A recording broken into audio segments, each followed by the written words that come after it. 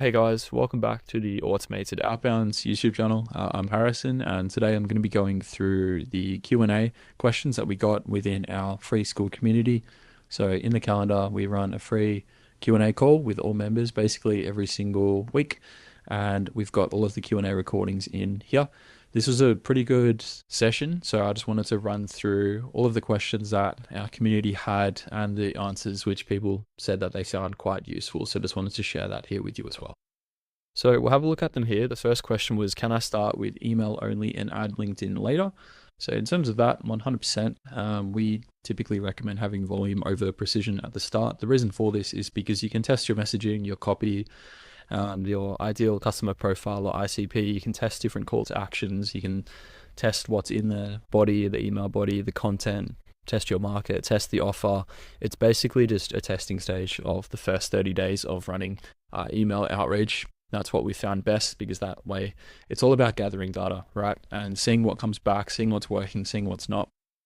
And then from that stage, you can then phase into LinkedIn with the same people that might not have replied to your emails. It then promotes the multi-channel approach, can in some cases lead to inbound leads as well, instead of you having to go out to people. The framework that we use on LinkedIn, which is inside of our community, has led to a few inbound leads before even having to message that person. It's also quite an easy setup on LinkedIn, and you have the connection requests that are fully automated that are going out to your ICP, which automatically grows your network. So to answer the question specifically, can I start with email only and add LinkedIn later? Yes, no doubt. You can do it at the same time if you'd like, but we typically recommend doing email first and then moving on to LinkedIn after that. As for the next question, what's realistic ROI, return on investment pipeline? When do people typically see first meeting booked? This dramatically varies. However, we'll look at a few real life examples of people that we've helped. First of all, we'll start with Jack Cornelius, the founder of Outbound Advisory. Jack speaks about here receiving immediate ROI after partnering with us, and the system that we built him paid for itself within the first 2 weeks and continues to deliver consistent new opportunities. The immediate ROI that Jack's talking about is receiving a positive reply from a client that he's been looking to work with within 6 minutes of launching the campaign. To be clear, this wasn't within 6 minutes of working with us. There was a bit of a period before that where we helped him refine the offer and the copy and help him find leads, and then warmed everything up for 2 weeks, like I spoke about in my previous video. And then 6 minutes after launching his first campaign, someone came back requesting a meeting. That has now turned into quite a significant client for Jack. And we also have that exact clip in our about section here under the client results video. If you just click play on this, it's actually the very first clip right here. This is Jack talking about the ROI straight away. So yeah, feel free to click into that and watch that yourself as well. We'll move on to the next one here, which is Justin. When I say while he sleeps, this is what I'm talking about. Simply the post that Justin made, qualified lead gen while you sleep. We had a chat with Justin last week, I think 6 or 7 days ago. And Justin posted a screenshot here of somebody having a positive response to his automated lead gen while he sleeps. The reason why it was while he sleeps is because I think he was in a different time zone to the other person that applied for whatever reason. And then third, we've got James from Content Smash. James was already killing it, to be fair, but he is in the exact same video. We've got a separate video that talks about the immediate ROI and scaling, because he's scaled up to like 200 domains or something pretty crazy. But we've got the same in the same video on our about section here in the client results video. James is in here. Yeah, here's the second clip straight after Jack.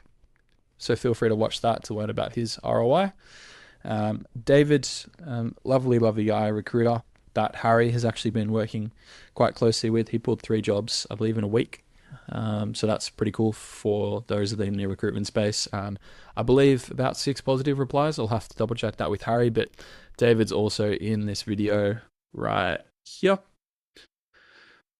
Cool. And then so in terms of the last one, we've got Kane from Navarro Talent, who's one of our latest clients who we've been working with. He's received a positive reply within 2 hours of launching. Kane's a really nice guy. I'll just pull up his profile so we can have a look. So Kane is the co-founder of Navarro Talent. They're basically a talent management agency for creators, Instagram and TikTok and that type of thing. And so Kane received a positive reply within 2 hours of launching and has 4 more positive replies since then. So when I say positive replies, I mean that's simply having the automated outbound process firing and then people coming back to him that he would typically used to have to do that process completely manual. So all in all, 5 positive replies basically for Kane within a week. And as you can see, the rest of the results here as well. So that's realistic ROI. Again, it varies industry to industry. It depends on how big your market is and your offer and all of that type of thing. But to answer the question more specifically, realistic ROI timeline, I'd say absolute max within a week, to be honest.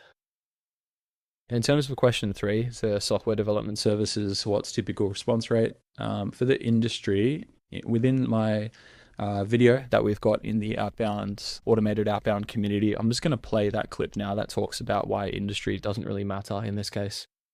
Manage replies, how to close deals, and to be able to work one-on-one with us as well to maximize results. Look, the beauty of Outbound is you don't really need to meet the specific criteria to be able to run it successfully. It simply comes down to having the right system and everything being dialed in. So if you have a product or service, you want more people to know about it, you want an automated outbound system you actually own, you don't want to have to rely on paid ads and referrals and cold calls. You want to learn how to write copy that actually gets replies, and most importantly, you want to get results, then consider joining automated outbound. It's super fun. So what I'm saying there is you don't really need to worry about industry too much. Like outbound is going to work if you have a product or service and you have the right systems in place. It's just a matter of setting everything up correctly, which we help you with. In terms of the next question about government contract databases, we'll probably skip this for now as it's quite niche. The 5th question, what's your framework for converting replies into book meetings? Outbound gets attention, but what closes deals? This was a really great question and sparked quite a lot of conversation within the Q&A session, which was fun. The framework that we personally use, Harry and I, so keep in mind, we're generating some pretty big numbers in terms of people coming back to us and that type of thing. So over the past 30 days, 134 conversations. This week alone, 33. If we look at over the past 2 months when we started using this tool, which was around here to here, we got 234 conversations from the 21st of October until today, which is the 22nd of December. So there you go, basically 2 months, over 100 conversations a month. That's just on mine alone. If we actually take a look at Harry's results as well. So here's Harry's results. We've got 246 conversations on his account on LinkedIn over the same time period, and that's 65 over the past 30 days, 27 this week alone. That's how many conversations we've generated together in 2 months. So 240 every single month, basically, which equals 12 a day for a working week. So we split this up I usually take 6, Harry takes 6. Obviously, we don't need to both be on these calls. What I'm trying to make is we do have some pretty crazy volume, and not everybody that replies to our messages is relevant. We can't actually help everybody.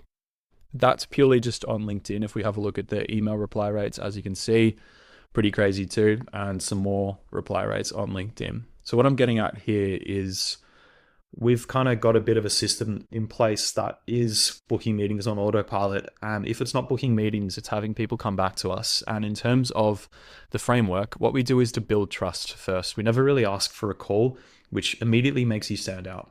So many people, the second that you get a positive reply from a client or somebody wanting to chat with you or somebody asking for more information, they'll immediately just ask them to book a call. Here's my calendar link, whatever it is. We'd probably recommend not doing that and instead just sending over a PDF or a Gamma or something like a video, probably not a video actually, just a PDF explaining what you do with more details, video case studies, testimonials, logos of who you've helped, whatever it is. And what we do is basically say, hi, thanks for your interest. Please see the attached PDF with more information on what we do, who we've helped, video testimonials, case studies, our process.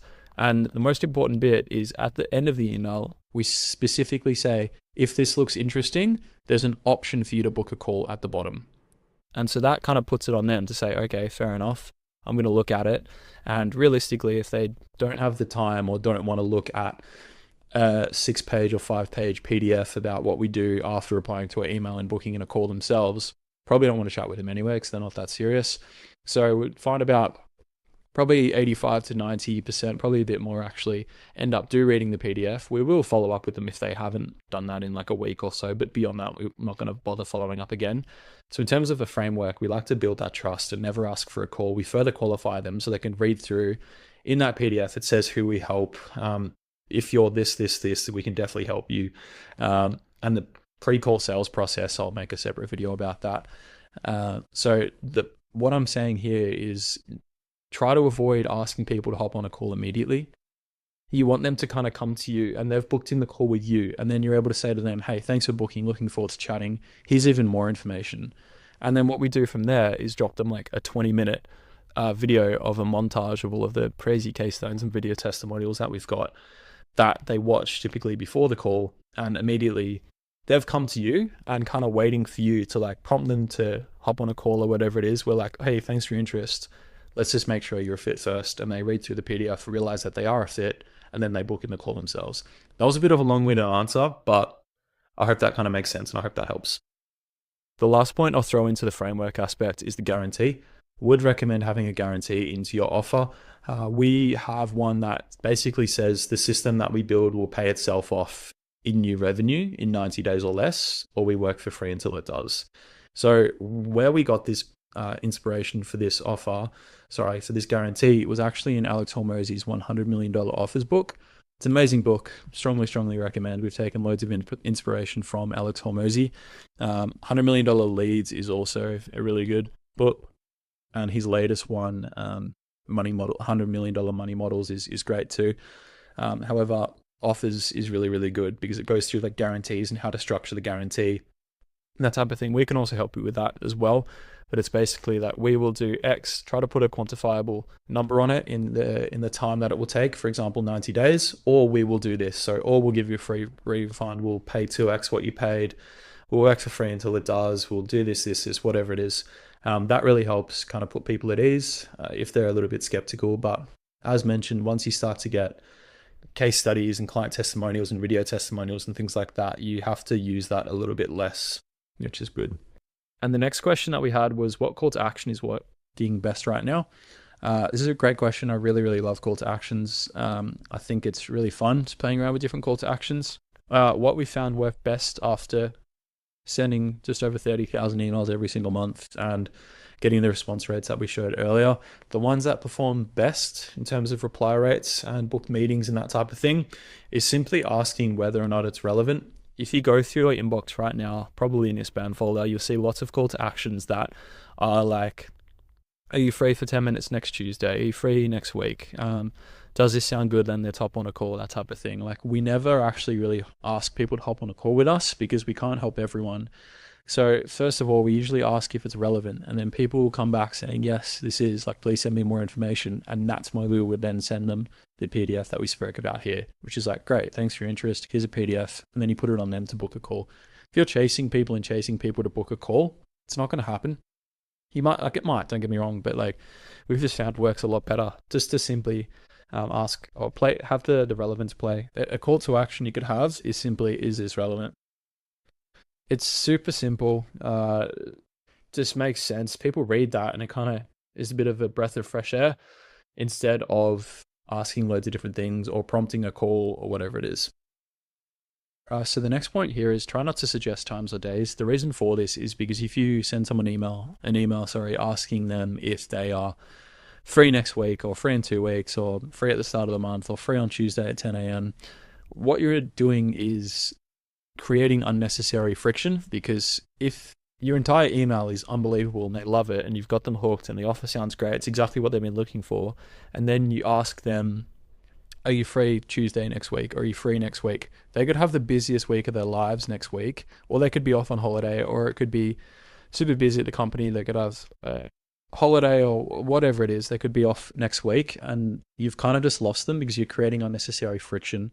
So what we like to do is just simply say, is this relevant?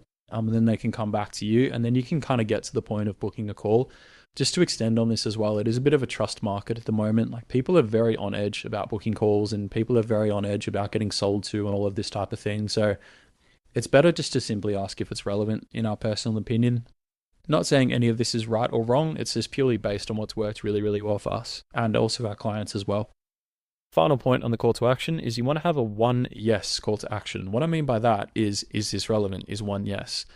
If you go through a call to action that Does this sound interesting? If so, would you like to hop on a call next week at 10 a.m.? There's like 4 yeses that they have to ask themselves for that. So it's like, are you interested? Yes or no.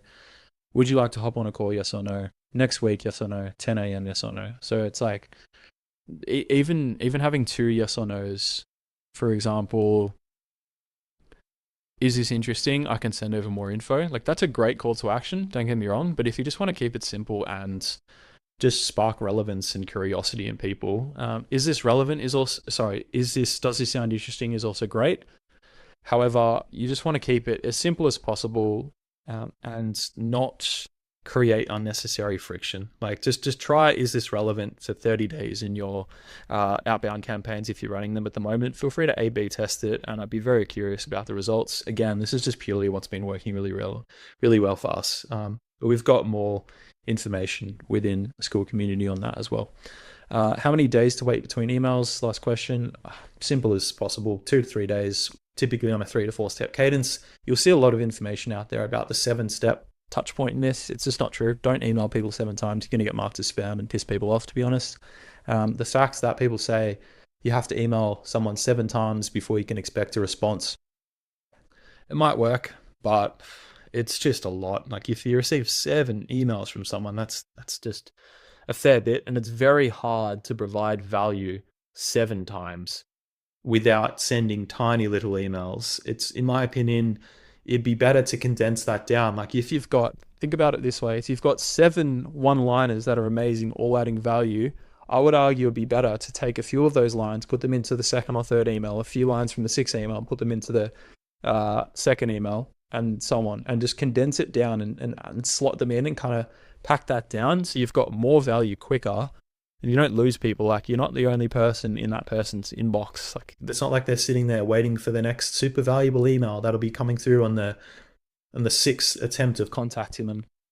Point I'm trying to make is just 3 and 4 are done, and on a 2 or 3 day wait step is what we've seen. So the entire cadence should last just over a week, absolute maximum 2 weeks. If they haven't replied to you, then they're probably not going to be interested. And keep in mind, you can throw that person or that list of people that never replied to you into another cadence with more case studies, more results, better copy, better targeting, all of that type of thing next quarter or a few months later or whatever you'll be looking to do. So I hope that helps. Those were just a few of the interesting questions that we got on our weekly question and answer session within Automated Outbound. If you're interested in jumping in, it's completely free. We basically teach you step by step how to build and own your own automated outbound system without having to rely on like paid ads and referrals or a Pico meeting agency. So yeah, hope that helps, and thank you for watching.